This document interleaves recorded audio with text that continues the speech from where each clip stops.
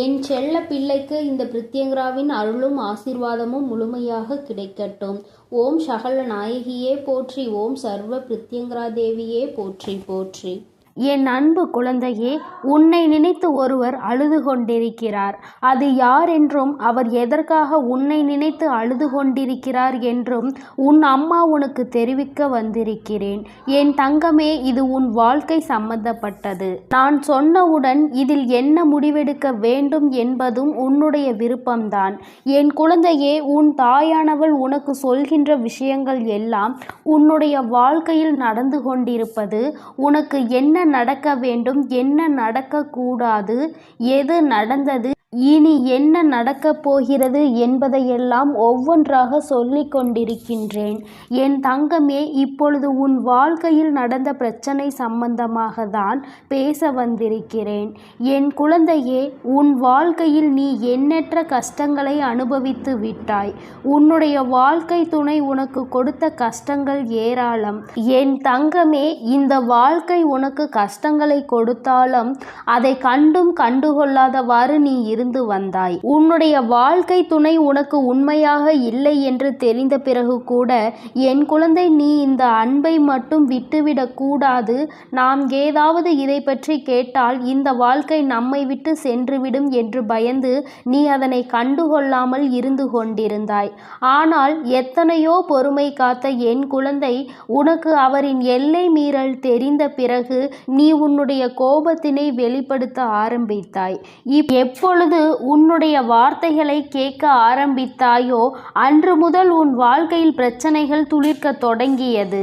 என் குழந்தையே, நீ எத்தனையோ அன்பினை கொட்டி கொட்டி அவர் மேல் நீ காட்டிக் கொண்டிருந்தாய். உன்னுடைய மொத்த அன்பையும் சேர்த்து அவருக்கு தான் கொடுத்தாய். என் குழந்தை, அவருக்காக இரவும் பகலும் உறக்கம் இல்லாமல் தவித்து வந்தாய்.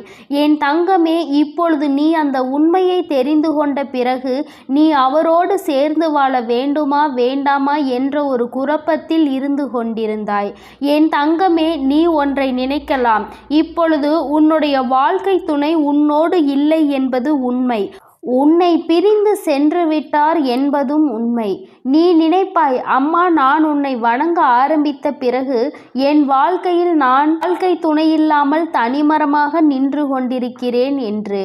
என் குழந்தையே, நீ ஒன்றை நன்றாக புரிந்துகொள். உனக்கு நம்பிக்கை துரோகம் செய்தவர்களை உன் அம்மா நான் அடையாளம் காட்டியிருக்கிறேன். நீ இதுவரை அவரை பற்றிய உண்மை தெரிந்து கொள்ளாமல் அவர் உனக்கு உண்மையாக தான் இருக்கிறார், உனக்கு நம்பிக்கையாக தான் இருக்கிறார் என்று நம்பி நீ ஏமாந்து கொண்டிருந்தாய்.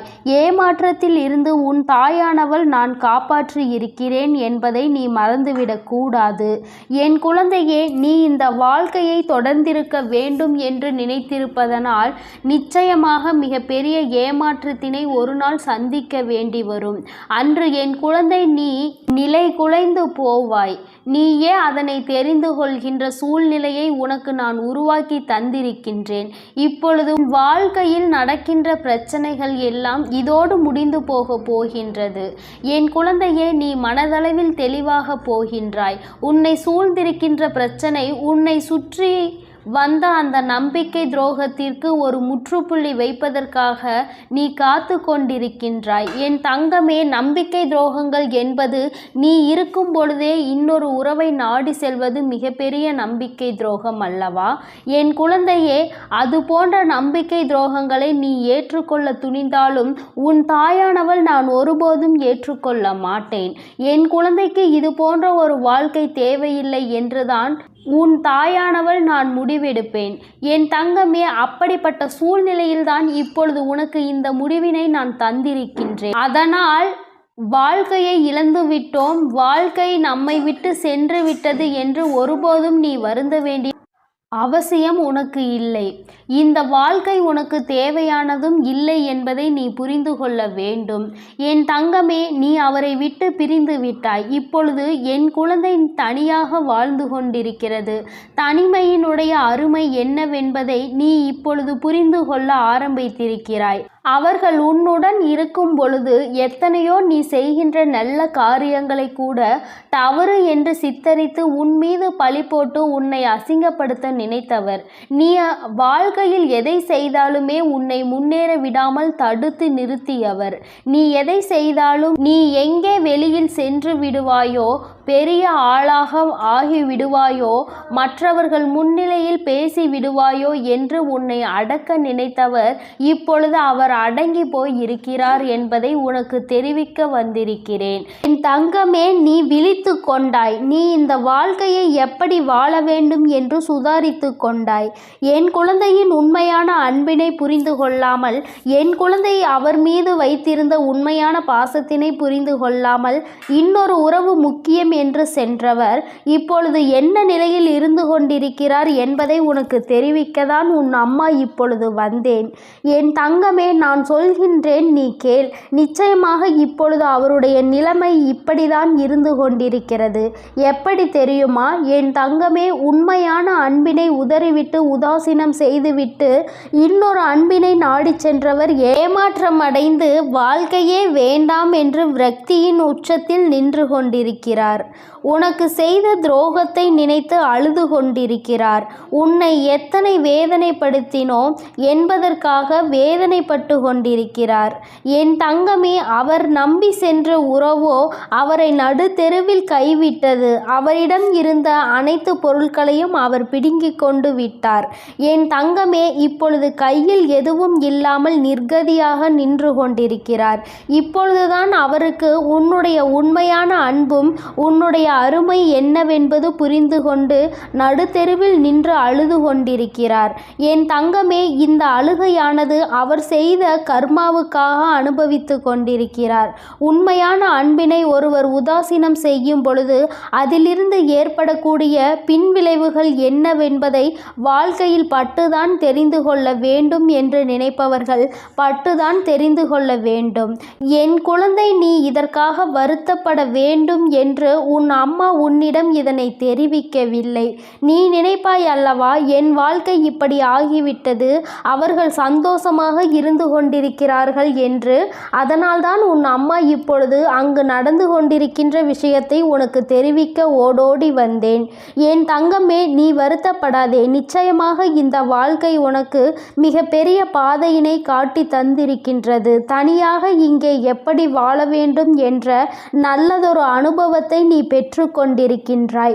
ஏமாற்றங்கள் எப்போது எங்கிருந்து எப்படி வரும் என்பதை உணராமல் இருந்த நீ இப்போது அதனை அனுபவித்த பிறகு யாரையும் நம்பக்கூடாது என்பதை தெளிவாக கற்று உணர்ந்து கொண்டிருக்கிறாய்.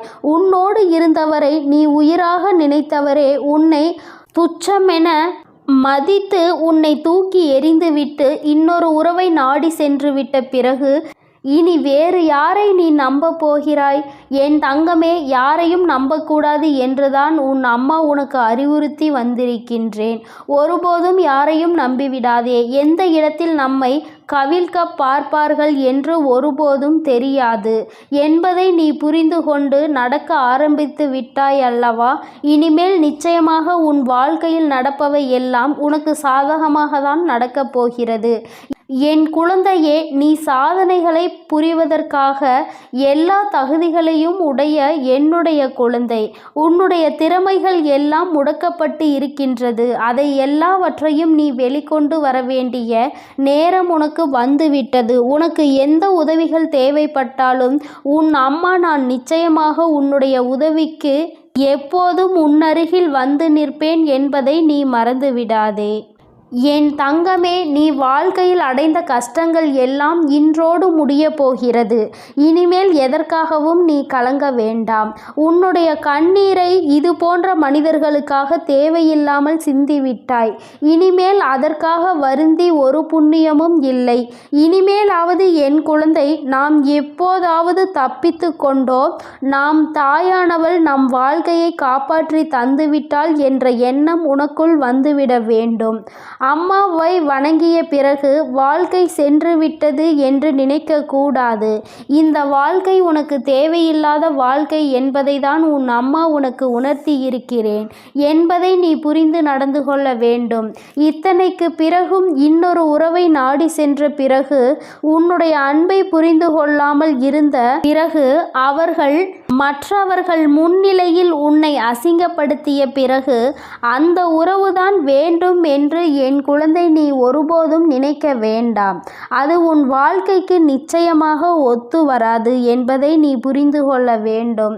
நான் உன் அம்மாவாக, உன்னை பெற்ற தாயாக, என்னுடைய குழந்தையாக உன்னை கருதி இதை நான் சொல்லிவிட்டேன். இனி என் குழந்தையின் முடிவு என்னவென்பதை நீதான் எடுக்க வேண்டும்.